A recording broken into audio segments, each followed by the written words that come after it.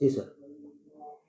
જામનગર મહાનગરપાલિકા દ્વારા કલાવડ નાકાની બહાર રંગમતી નદી ઉપર જે જૂનો બ્રિજ જર્જરિત થઈ ગયેલ હતો એ બ્રિજને તોડી પાડી અને ત્યાં તેની જગ્યાએ નવો 4 લેન બ્રિજ બનાવવાની કામગીરી આપણે શરૂ કરેલ છે.